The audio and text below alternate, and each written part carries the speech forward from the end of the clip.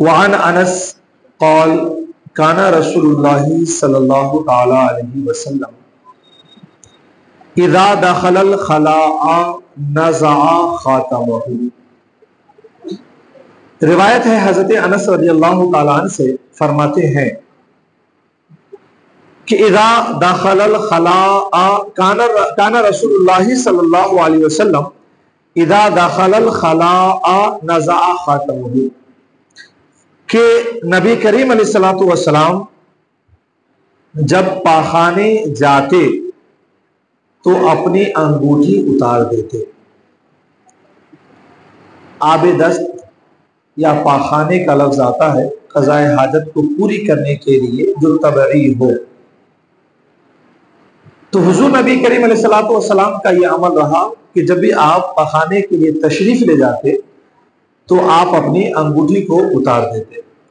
حدیث کے جو الفاظ ہے نزع خاتمہ، وہ یہ ہے کہ اپنی انگوٹھی کو اتار دیتے. بعض حدیثوں میں جو لفظ آیا ہے وہ آیا ہے کہ وضع، حضور اپنی انگوٹھی کو رکھ دیتے. اب حدیث کے دونوں طرح کے الفاظ ملتے ہیں، جس سے یہ سمجھ میں آتا ہے کہ نبی کریم علیہ الصلوۃ والسلام پاخانے کے جاتے وقت یا تو اپنی انگوٹھی کو اتار کر کے کہیں اور گھر میں ہی محفوظ رکھ دیتے، یا پھر یہ ہوتا تھا کہ جب آپ تشریف لے جاتے تو اسے نکال کر کے اپنے جیب وغیرہ میں کہیں پر محفوظ رکھ دیتے. یہی عمل ہونا چاہیے. اس کی وجہ کیا تھی؟ وجہ یہ تھی کہ حضور نبی کریم علیہ الصلوۃ والسلام جو انگوٹھی مبارک پہنتے تھے اس کے اوپر جو لکھا تھا محمد رسول اللہ، محمد رسول اللہ کے الفاظ لکھے ہوئے تھے. اوپر اللہ لکھا تھا، بیچ میں رسول لکھا تھا اور پھر نیچے محمد لکھا ہوا تھا. تو حضور نبی کریم علیہ الصلوۃ والسلام اسی لفظ کے احترام کے لیے جو ہے آپ اسے اتار کر کے ہاتھ سے اتار کر کے آپ کہیں محفوظ رکھ دیا کرتے تھے. اس سے یہ معلوم ہوتا ہے کہ اگر اللہ کے نام یا کسی پیغمبر کے نام لکھے ہوئے ہوں یا کوئی آیت قرآنیہ لکھی ہوئی ہو اگر انگوٹھیوں میں، تو اسے چاہیے کہ ناپاک جگہ پر نہ لے جائے، اس کے ساتھ بیت الخلاء نہ جائے، بلکہ اس کو نکال کر کے کہیں محفوظ رکھے. اب اسی پر قیاس کیا گیا تعویذ کو، چونکہ آج کی تاریخ میں انگوٹھیوں کا کوئی ایسا معاملہ درپیش نہیں آتا ہے. عام طور سے جو لوگ تعویذ کے قائل ہیں، جو تعویذ کے قائل نہیں ہے اس سے ہماری کوئی گفتگو ہی نہیں، لیکن جو لوگ تعویذ کے قائل ہیں، جو لوگ تعویذ پہنتے ہیں، تو اب کیا اسی کے ساتھ بیت الخلاء میں جا سکتے ہیں یا نہیں جا سکتے؟ تو ایک بات یاد رکھیں کہ اگر تعویذ کے اوپر اگر کوئی آیت قرآنیہ لکھی گئی ہے یا اللہ یا کوئی اسماء حسنہ میں سے کوئی اسم کو لکھ دیا گیا ہے اور وہ تعویذ کے الفاظ کھلے ہوئے ہیں تو اب اسے بیت الخلاء میں لے کر کے نہیں جانا چاہیے، چونکہ حضور کی انگوٹھی مبارک میں وہ الفاظ ظاہر تھے جسے حضور بطور مہر کے استعمال کیا کرتے تھے، تو الفاظ ظاہر تھے. لہٰذا اب اگر بدن میں کوئی تعویذ پہن لے یا کوئی ٹی شرٹ وغیرہ پہن لے، بہت سارے نوجوانوں کو دیکھتے ہیں کہ ٹی شرٹ پہ بھی الحمدللہ یا کچھ اور الفاظ لکھے ہوئے ہوتے ہیں.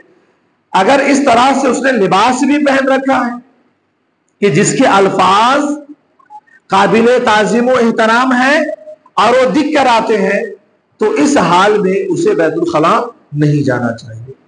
لیکن اگر وہ الفاظ چھپے ہوئے ہیں، ڈھکے ہوئے ہیں، تو اسی کے ساتھ بیت الخلاء جانے میں کوئی حرج نہیں ہے. مثال کے طور پہ تعویذ ہے، اس کے اندر آیت قرآنیہ ہے یا کوئی اسماء حسنہ میں سے کچھ لکھ دیا گیا ہے اور اسے منہ جامہ کر دیا گیا ہے، کپڑے سے ڈھک دیا گیا، پھر پہنے ہوا ہے، تو پھر اسی حال میں جانے میں کوئی حرج نہیں ہے، بالکل جائز ہے اور درست ہے. اسی طور پر انگوٹھیوں کا معاملہ ہے. انگوٹھیوں کے اندر بھی بعض دفعہ تعویذ کا استعمال یا اسماء حسنہ میں سے کوئی اسم کا استعمال کیا جاتا ہے، مگر اسے پتھر سے یا شیشے سے اگر یا چاندی سے چھپا دیا گیا ہے تو پھر اسی کے ساتھ جانے میں کوئی حرج نہیں ہے۔ اسی پر آپ یہ سمجھ لیں کہ اگر کوئی چیز چھپی ہوئی ہو اور نظر نہ آ رہی ہو تو جانے میں کوئی حرج نہیں ہے۔ مثال کے طور پر موبائل ہے، موبائل کے اندر پورے قرآن کے ایپ لوڈ ہوتے ہیں، اس کے اندر تقاریر ہیں، اچھی کتابیں ہیں، اور اسے لے کر کے انسان طہارت خانے میں جاتا ہے، بیت الخلاء میں جاتا ہے تو وجہ جائز ہے، بالکل درست ہے، کیونکہ وہ ساری کی ساری چھپی ہوئی ہیں، ظاہر نہیں ہے۔ مثال کے طور پر کوئی قرآن پاک کی تلاوت اگر موبائل میں کر رہا ہے اور بے وضو ہے تو بے وضو قرآن پاک کی تلاوت کرنے کی اجازت ہے، مگر ہاتھ لگانے کی اجازت نہیں ہے، چاہے وہ موبائل کے اندر ہو یا صحیفے کے اندر ہو، اسے ہاتھ لگانے کی اجازت نہیں ہے۔ لیکن عام طور سے اگر کوئی شخص بے وضو ہے تو ظاہر سی بات ہے اگر صحیفہ لے کر بیٹھے گا تو اسے چھونا پڑے گا، اسے ورق پلٹنا پڑے گا۔ ہاں اگر کوئی سورہ یاد ہے، حافظ قرآن ہے، پڑھ رہا ہے تو پڑھ سکتا ہے، جائز ہے، بہتر ہے کہ وضو کر کے پڑھے۔ اسی طور پہ سفر میں یا پلین وغیرہ میں ہوتے ہیں تو بعض لوگوں کی عادت ہوتی ہے بسوں میں، ٹرینوں میں، کہ موبائل کھولتے ہیں اور قرآن پڑھ لیتے ہیں۔ ظاہر سی بات ہے آپ موبائل کھولیں گے تو حروف کو ہاتھ لگانا ہوگا جو اسکرین پر ظاہر ہے، لہذا ایسی جگہ حکم یہ ہے کہ آپ بے وضو قرآن کی تلاوت کرنا اگرچہ جائز ہے، مگر موبائل کی اسکرین پر جب الفاظ ظاہر ہو تو اسے چھونا جائز نہیں ہے۔ لہذا اگر موبائل میں قرآن پڑھ رہے ہیں اسے پلٹنا پڑے گا تو اسکرین کو ہاتھ لگانا پڑے گا، لہذا اب اسے ہاتھ لگانے کی اجازت نہیں ہے، بہتر ہے کہ آپ باوضو ہو تبھی قرآن کی تلاوت کریں۔ بے وضو ہے، وضو کرنے کا موقع نہیں مل رہا ہے تو کیا ضروری ہے کہ موبائل کھول کے قرآن ہی پڑھے؟ کچھ اور ذکر و اذکار کرنا ہے تو کر لے، کوئی حرج نہیں، لا الہ الا اللہ وغیرہ کا بھی کرتے رہے۔ لہذا مسئلہ بالکل ظاہر ہے کہ انگوٹھی ہو یا تعویذ ہو اور اس کے الفاظ اگر ظاہر ہو تو اسی حال میں بیت الخلاء جانا یہ جائز اور درست نہیں ہے۔ لیکن اگر اس کے الفاظ موم جامع کیے ہوئے ہوں، شیشہ یا پتھر کے اندر چھپا دیے گئے ہوں تو اس کے ساتھ جانے میں کوئی حرج نہیں ہے، جا سکتے ہیں۔ اگلی حدیث مبارکہ وعن جابر قال کان النبی صلی اللہ علیہ وسلم اذا اراد البراز انطلق حتى لا يراه۔ روایت ہے حضرت جابر رضی اللہ تعالیٰ عنہ سے، فرماتے ہیں کہ نبی کریم علیہ الصلوۃ والسلام جب پاخانے جانے کا ارادہ کرتے تو وہاں جاتے جہاں آپ کو کوئی نہ دیکھتا۔ اب ظاہر سی بات ہے کہ شہروں میں اب 100% آپ کہہ لیں کہ انتظام ہے بیت الخلاء کا، لیکن اس بیت الخلاء میں کیسے بیٹھنا ہے انشاءاللہ اس کا ذکر اگلے ہفتے حدیث میں آ رہا ہے، اس کی روشنی میں بیان کروں گا۔ مگر عام طور سے آج بھی شہروں کے جو کنارے بسے ہوئے ہوتے ہیں اور جو دیہاتوں میں ہوتے ہیں، بلکہ شہروں میں جو مکان کی تعمیر ہو رہی ہوتی ہے اور دیکھ بھال کرنے کے لیے آپ ایک چھوٹا سا مکان بنا کے کسی کو دے دیتے ہیں، بیت الخلاء تو بنا کے دیتے نہیں، تو ایسے لوگ عام طور سے پھر وہ گھر کے آزو بازو جنگلوں میں جاتے ہیں۔ دیہات کے لوگ آج بھی جو ہے کھیتوں میں جاتے ہیں، اور شہر کے لوگ بھی اگر سفر پہ کہیں نکلے دور تو پھر انہیں بھی حاجت پڑتی ہے تو عموماً گاڑیوں کو روک کر کے کہیں نہ کہیں انہیں جانا پڑتا ہے۔ تو یہ مسئلہ آج بھی سب کے ساتھ درپیش ہے، لہذا اگر بیت الخلاء کا انتظام نہ ہو اور کھلی جگہ میں کر رہے ہیں تو اس کا جو مسئلہ یہاں پر ہے وہ میں بیان کر رہا ہوں۔ کھلی جگہ پر اور مسائل ہیں جو انشاءاللہ آنے والی حدیثوں میں آئیں گے، اس کو بیان کروں گا۔ اس حدیث کے مسئلے کو سن لیں۔ حضور جب تشریف لے جاتے تو ایسی جگہ لے جاتے جہاں پر کوئی نظر نہ آئے، یا تو حضور نبی کریم علیہ الصلوۃ والسلام کسی درخت کے پیچھے آپ تشریف لے جاتے، یا آپ کسی دیوار کے پیچھے لے جاتے، یا آپ ایسی جگہ پہ ہوتے جو بالکل صحرا ہو، بالکل وادی ہو، تو آپ اتنا دور تشریف لے جاتے جہاں سے کوئی نظر نہ آئے یا جس پر کسی کی نظر نہ پڑے۔ لہذا آج بھی اگر کسی کو ایسی ضرورت درپیش آئے تو اس کے لیے سنت یہ ہے کہ کوئی ایسی جگہ تلاش کرے جہاں پر کوئی چیز آڑ بن جائے، یا کوئی گڑھے میں اتر جائے، یا پھر اتنا دور چلا جائے کہ جہاں پر نظر نہ پڑے۔ یہ سنت ہے، اس کا خیال کرنی چاہیے۔ آج کل لوگ کیا ہو گیا، تھوڑا ڈھیٹ قسم کے ہو گئے، تھوڑا بے شرمی بھی، بے حیائی بھی زیادہ آ گئی۔ लोग जा रहे हैं आ रहे, उसको कोई फर्क नहीं पड़ता है, सड़क के किनारे बैठ गए, ट्रेन की पटरियों पे बैठ गए, उसको कोई फिक्र नहीं है। देखिए ठीक है, अपनी जगह पर आपको फिक्र नहीं है, मगर हम मुसलमान हैं, हमें सुन्नत और फरमान खुदा के मुताबिक चलनी चाहिए, लिहाजा हम ऐसी जगह तलाशें। अब रही बात है कि अगर दीवार हो तो कितनी ऊंची हो, तो बाज फुका ने यह लिखा है कि मोटी दीवार अगर इतनी ऊंची हो कि पखाने के लिए या पेशाब के लिए बैठने के बाद किसी की नजर ना पड़े तो इतना काफी है। बाज फुका ने यह लिखा है कि दीवार इतनी ऊंची हो जो कद आदम तक हो, यानी इंसान के कद तक हो। ठीक है, अगर जरूरत है और दीवार इतनी ऊंची है कि बैठने के बाद भी किसी को नजर ना आए तो इस्तेमाल किया जा सकता है, कोई हर्ज नहीं। लेकिन बाज फुका ने तो इतना ऊंचे की कैद लगाई है, उन्होंने एहतियात की बुनियाद पे लगाया ताकि कोई आ भी जाए तो कम अज कम नजर ना पड़े। अगर दोनों सूरतें जायज हैं और दुरुस्त हैं। और एक हदीस मुबारक सुन ले, वअन अबी मूसा काल कुन्तु मान नबी सल्लल्लाहु तआला अलैहि वसल्लम ज़ाता यौमिन फ़अरादा अन यबूला फ़अता दामिसन फी असले जिदारिन फ़बाला सुम्मा क़ाल इज़ा अरादा अहदुकुम अन यबूला फ़लयरतद लिबौलिही। रिवायत हजरत मूसा अबू मूसा अशरी से है, फरमाते हैं कि एक दिन मैं नबी करीम अलैहिस्सलातु वस्सलाम के साथ था, या तो कहीं सफर में होंगे या कहीं रहे होंगे।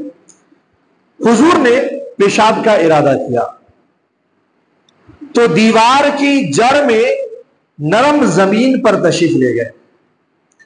फिर आपने पेशाब किया, फिर फरमाया कि जब तुम में से कोई पेशाब करना चाहे तो पेशाब के लिए नरम जगह तलाश करे, नरम जगह ढूंढे। अब इस हदीस पाक में मफहूम बिल्कुल वाज़ेह है। मसला यह है कि अगर किसी को इस्तिंजा वगैरह की हाजत दरपेश आई तो किसी की दीवार के पीछे वो बैठ सकता है, अगरचे दीवार उसकी मिल्कियत में ना हो, किसी और का मकान हो तो भी बैठने की इजाजत है, वो बैठ सकता है। लेकिन हां, इस शर्त के साथ कि अगर वो किसी की दीवार के पीछे अगर बैठ रहा है इस्तिंजा करने के लिए तो घर वाले की बेपर्दगी ना हो। ऐसा ना हो कि दीवार बाउंड्री वाल नहीं है, घर है, दरवाजा है, खुला हुआ, आप बैठे हुए हैं और फिर वहीं जाकर के बैठ जाए, जाके नजर पड़ जाए, तो इजाजत नहीं। इसी तौर पर अगर किसी मकान वालों ने अगर ये लिखकर लगा दिया हो कि यहां पर इस्तिंजा वगैरह के लिए ना बैठे तो फिर बगैर इजाजत के अब वहां पर बैठना जायज और दुरुस्त नहीं है। लेकिन अगर कोई बोर्ड वगैरह नहीं है और कोई ममानियात नहीं है, जैसा कि आजकल गाड़ियों की पार्किंग के लिए आप देखते होंगे जगह जगह बोर्ड लगा दिए जाते हैं, नो पार्किंग वाला मसला है, तो ऐसी सूरत में कि जहां पर कोई रुकावट नहीं है, इज़्ने आम है, तो किसी की भी दीवार के पास बगैर इजाजत के बैठ सकते हैं। अगर ममानियात है तो फिर वहां पर बैठने की इजाजत नहीं। हदीस पाक से दूसरा मसला जो साबित होता है वो ये कि इस्तिंजे के लिए जब बैठे तो नर्म जमीन पर बैठे। और बाज हदीसों से ये साबित है कि हुजूर जो आसाए मुबारक रखते थे, जहां पर नरम मिट्टी ना मिली तो हुजूर ने अपने आसा से उस मिट्टी को पहले नरम किया, फिर आप इस्तिंजा के लिए बैठे। चूंकि जमीन अगर सख्त हो तो पेशाब के छींटे के उछलने का अंदेशा ज्यादा रहता है, नरम हो तो अंदेशा नहीं रहता है। इसलिए हुजूर नबी करीम अलैहिस्सलाम ने फरमा दिया कि जब तुम में से कोई इस्तिंजा के लिए बैठे तो नर्म जगह को तलाश करे। लिहाजा चाहे आप किसी की दीवार के पीछे बैठे, कहीं जमीन पर बैठे, या घर में अगर बैतुल खला हो तो बनावट ऐसी होनी चाहिए कि छींटे ऊपर ना उछले। क्योंकि हदीस पाक से साबित है कि अल्लाह के रसूल किसी कब्रिस्तान से गुजरे तो आपने फरमाया कि दो शख्स आजाब में मुब्तला है।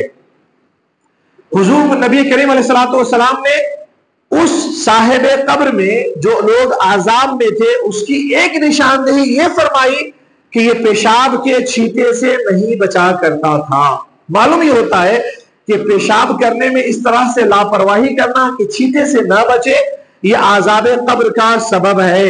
लिहाजा खुली जगह पे हो یا گھر کے بیت الخلاء میں آپ بیٹھے، یہ احتیاط بہت ضروری ہے کہ پیشاب کی چیٹیں آپ کے بدن پر نہ آئے۔ ایک چھوٹی حدیث ہے، چونکہ تسلسل ختم ہو جائے گا، سن لیں۔ وعن انس قال كان النبي صلى الله عليه وسلم اذا اراد الحاجة لم يرفع ثوبه حتى يدنو من الارض۔ روایت حضرت انس سے فرماتے ہیں کہ حضور نبی کریم علیہ الصلوۃ والسلام جب پیشاب پاخانہ کا ارادہ فرماتے تو جب تک زمین کے قریب نہ ہوتے اپنا کپڑا نہ اٹھاتے۔ اب چونکہ حضور تہبند استعمال کیا کرتے تھے، اس لیے میں نوجوانوں سے اکثر کہتا ہوں کہ کم از کم آپ جو ہے نا گھر میں ہے تو تہبند استعمال کریں، سنت پر عمل بھی ہے اور اس میں بہت ساری آسانیاں بھی ہیں۔ اب چونکہ جب تہبند ہو تو آدمی بیٹھ کے بھی اٹھا سکتا ہے، لیکن اب جب اظہار بند باندھے ہوئے تو ظاہر سی بات ہے بیٹھ کے تو کھولنا بڑا مشکل ہے، تو آپ کھڑے کھڑے کھولنا ہے، اور جائز ہے، کوئی حرج نہیں ہے۔ اگر کوئی تہبند بھی اگر کھڑے کھڑے اٹھاتا ہے تو بھی کوئی حرج نہیں۔ سنت یہ حضور کی تھی، چونکہ کھلی جگہ پہ ہوتے تھے تو حضور زمین سے بہت قریب ہو کر کے اپنا تہبند اٹھایا کرتے تھے۔ ایک تو اس لیے تاکہ بلا ضرورت سطر کھولنا لازم نہ آئے، دوسری چیز یہ ہے کہ کھڑے ہونے کی حالت میں کسی کی نظر نہ پڑے، اور ایک حیا بھی بہت بڑی دولت ہوتی ہے کہ وہ یہ ہے کہ انسان جب بیٹھے تب اٹھائے کپڑا تاکہ بلا ضرورت سطر کو کھولنا لازم نہ آئے۔ لہذا اسی طریقے سے حضور نبی کریم علیہ السلام عمل فرمایا کرتے تھے۔ لہذا اگر ہو سکے تو ہم بھی اس پر کوشش کریں اور عمل کرنے کی کوشش کریں۔ دیکھیے، صرف پیشاب اور پاخانے کی بات ہی نہیں ہے، بلکہ آپ اپنے گھر میں بھی ہیں اور اگر سو بھی رہے بستر پر تو بھی آپ کی پوری کوشش ہونی چاہیے کہ جو ہمارے سطر کا حصہ ہے، ناف کے نیچے سے لے کر کے گھٹنے کے نیچے تک، یہ حصہ بلا ضرورت بھی نہ کھولے۔ اگر گھر میں سو رہے ہیں، تنہائی میں بھی ہے تو بھی نہ کھولے، فرشتوں سے حیا ہونی چاہیے۔ لہذا جب حاجت ہو، ضرورت ہو، تبھی سطر کو کھولنی چاہیے اور بلا ضرورت سطر کو نہیں کھولنا چاہیے۔ ایک چیز اور ہے، خواتین جو ہوتی ہیں ان کا سطر جو ہے چہرہ اور ہتھیلی اور ٹخنوں کے نیچے پاؤں کا حصہ، یہ اس کے علاوہ پورا بدن سطر میں شامل ہے۔ لہذا ان کے لیے بھی ضروری ہے کہ وہ تنہائی میں بھی ہو تو بلا ضرورت بقیہ حصہ کو نہ کھولے۔ بالخصوص بدن پہ لباس ہوتا ہے، لیکن عموماً سر پہ دوپٹہ یا اسکارف نہ ہونے کی وجہ سے کھلے ہوئے سر ہوتے ہیں اور سینہ کھل جاتا ہے۔ لہذا ہماری ذمہ داری یہ بنتی ہے کہ ہم گھر میں بچیوں کو یہ بھی تاکید کریں کہ بیٹا بلا ضرورت تنہائی میں بھی ہے تو آپ سر کے بال نہ کھولیں، سینے کو نہ کھولیں۔ ایک بات اور بتاتا ہوں، وہ خاص روحانیت کے تعلق سے، وہ یہ ہے کہ جو خواتین کھلے بال ہوتی ہیں نا اور زیادہ تر وہ بے پردہ ہوتی ہیں تو ان کے اوپر جنات بہت جلد اثر انداز ہوتا ہے، اور اس بات کو ہم اچھی طرح جانتے ہیں کہ یہ ہر جگہ یہ مخلوق موجود ہے۔ لہذا گھر میں بچوں کو یہ تاکید کرے کہ سر کو ہمیشہ ڈھک کے رکھے، سینے کو ہمیشہ ڈھک کے رکھے، بار بار آئینہ نہ کرے، کنگھیاں بھی کرے تو بیٹھ کر کرے، کھڑے کھڑے نہ کرے۔ یہ احتیاط گھروں میں اپنے بھی اپنائیں، بچوں کو بھی اس کا حکم دے۔ تو انشاءاللہ ان سنتوں پہ ہم عمل کریں گے تو اس کے برکات ہمیں دنیا میں بھی حاصل ہوں گے، اور انشاءاللہ سنت پر عمل کرنے کا اخروی ثواب بھی ہمیں حاصل ہوگا۔ چونکہ ہماری محفل کا دوسرا حصہ ذکر پر مشتمل ہے، مختصر سا اوڑی